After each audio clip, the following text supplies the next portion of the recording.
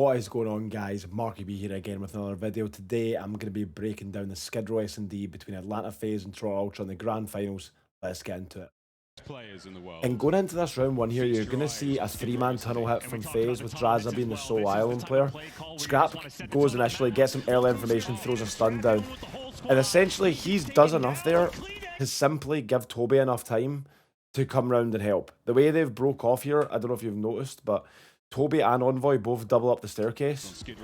And then when they double up the staircase here together, Envoy splits off, goes and covers money. He's going to stop the top plat rush. But Toby's there for the turtle rush to assist Scrap.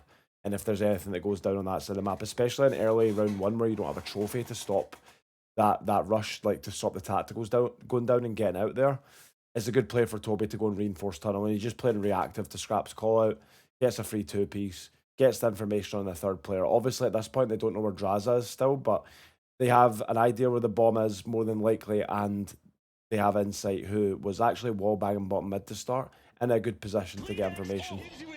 Jamie just sits here in the arches. He knows that no one can be plat side. That's the entire part of the map's cut off. They can only really be bottom mid. That's why he keeps sliding back and forth, seeing bottom mid. He's caught a good timing here. The stream froze for a second there, but it's all good. We continue as it goes. Now, we've got Draza versus Jamie. Two very clutch S&D players, but Jamie plays it patient here. Insight just chills.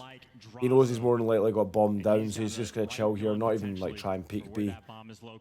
These guys do their research and they know who bomb carriers are, and they know it's not Draza for certain. I actually liked when some teams like to switch up their bomb carrier because it gives that different look, but it obviously does get confusing. But here they know the Draza's more than likely going to have to come pick up the bomb.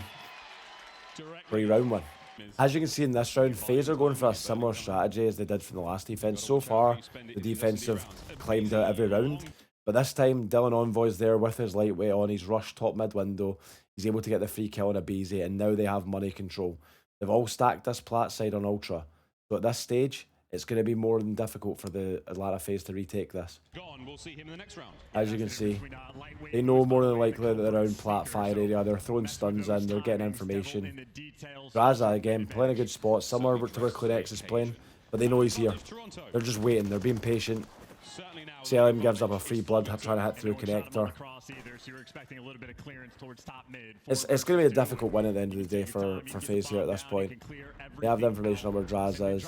He gets picked apart by Scrap pushing through. And they're just picking them apart here. And it wasn't really a massively different round to the last Atlanta defense. But you just seen that they made sure they put priority into getting that kill in money window.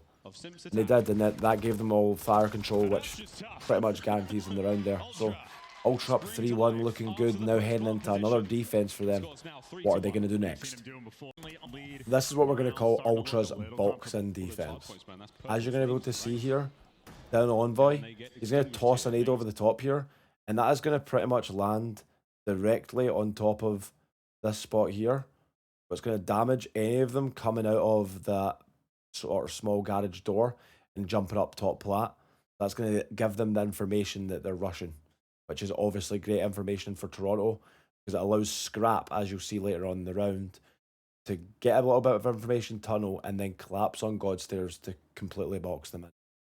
So from this point, Ultra go forward. From Envoy, that one's going way downtown and no one's going to be entering through. Oh, it lands. There we go. Right here. The play's on. They get the hit marker on the nade. Envoy knows that the rush is coming down. Insight's starting to edge up. Scrap, as you can see here, he's peeking tunnel. And now what's going to happen is beautiful. So Envoy, he knows a guy more than likely is rush top plat. Toby Clunex here, he's peeked money window, called that there's no one in there. He's obviously backing this guy down the window, but he knows there's no one in the actual money window itself. Envoy knows there's more than likely one going to be in a corner top plat. He checks it, gets a freebie. And right here, this is where it's all magic. You have the guys at Ultra, Scrap, who's rotated in. He's now playing Godstairs. He's got this line of sight down the middle alley. He's right here. Insight, he's got back alley. He's just going to hold that down. He gets a freebie on a scammer. But I can almost guarantee you, if this guy doesn't push back alley in the next 5 to 10 seconds and the push comes down on a bomb, Insight's going to push around and play through connector and collapse on the team together. So even though Envoy dies and gets insta-traded, Clunex gets out of there with his life. And now they have a free collapse, essentially. Scrap, they're not ready for him, God Stairs, and it's a 3v1. And it's just perfect Call of Duty from the Ultra. Now, they're more than likely that Ibizi's got bombed, that he's last alive, but they've just got him cut everywhere. They have Insight that's dropped back, as you're able to see here. He's dropped back to this spot. He has this line of sight. He has if they mantle up from Plat. He has if they slide into fire. Kleenex is backed up to double up with Insight. Scrap has the mid-cross. They have everything at this stage. The only place that they could potentially come from would be back alley later on in the round or through tunnel. But they know that they've got the time in here to like chill for a second, allow Ibizi to push through that lane.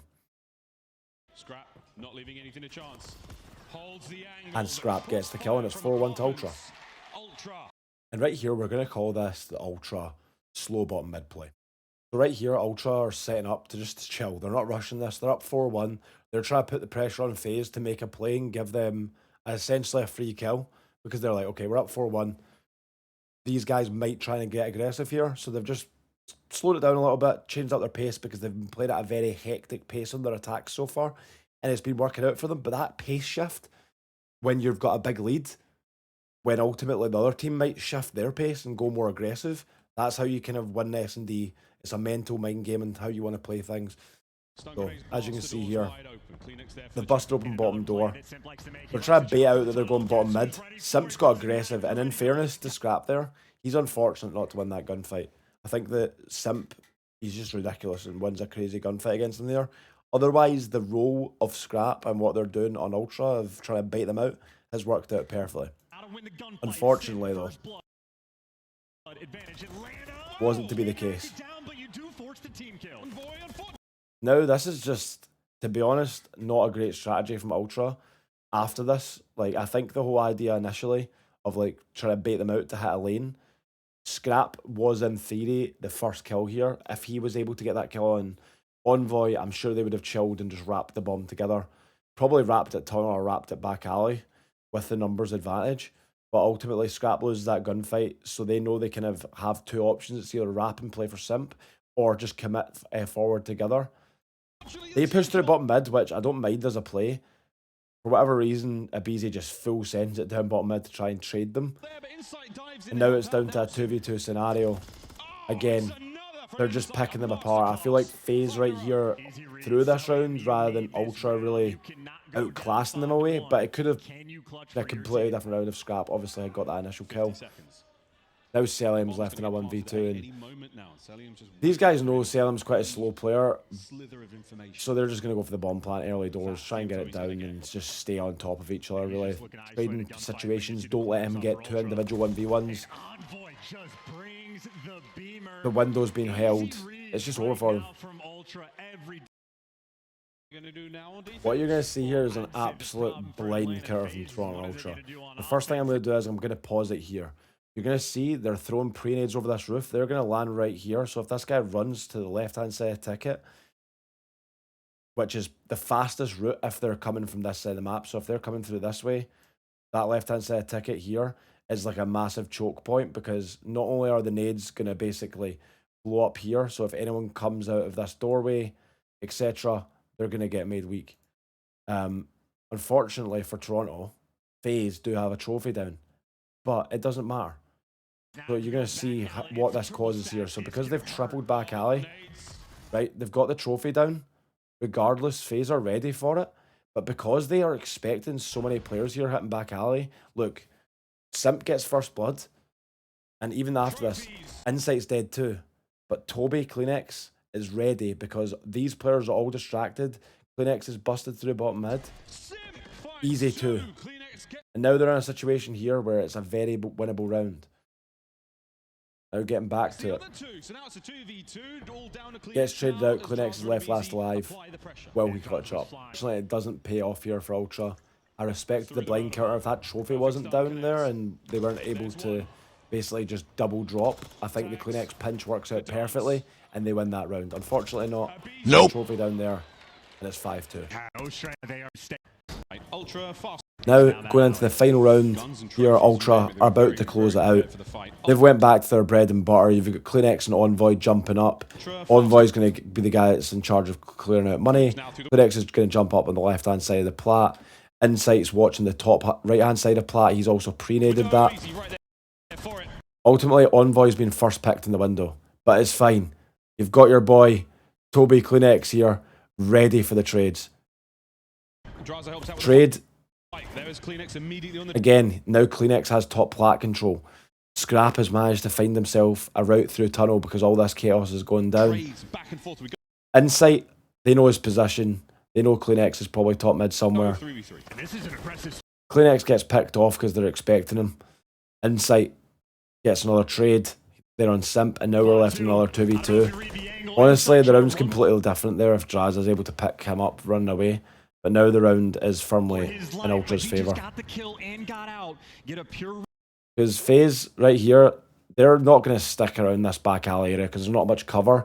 They're forced to retreat, even though they have bomb down. And they may or may not know that. But regardless, even if they did know that they had bomb down here, playing around this back alley where they were, especially when they've not got top mid control, it's just dog shit. So like they've decided, okay, we have to reset, we have to go back. Obviously wrapping back all the way through to B. I think based on this assumption here, they probably assume that Ultra have bomb here. But regardless, they had to wrap back. It's still a 2v2. They know no one's on B now. I respect the way Faze are playing this clutch here because they're just hugging each other and they're playing trading positions. But you see where it falls apart here in a second. Ultra again just chilling. They're just trying to get information of where they're coming from. The last time they seen them, they were over in this bottom left corner here on this back alley. Scrap has the long line of sight. He's the other end of the corridor now from Celian. And this is kind of where it goes tits up for Atlanta here, is where they split off. I would have liked to see them continue to move together, but they decide here to split off. Draza tries to make a pinch play with 25 seconds left, and it's an absolutely fantastic read from Scrap. And now it's a 2v1. They know Celium's on this staircase. Outrageous trial from Scrap, to be fair, considering he can't be shot through that wall. If that was like a wall that he couldn't be shot through, fair play, but he's just feeling confident. And that's it. Ultra up 2 in the grand finals after a dominant 6-2 win on Skidrow. And that was my breakdown of Atlanta Faze versus Toronto Ultra on Skidrow S&D. Make sure you guys tune in for more. Like, comment, and subscribe. I'll see you all later.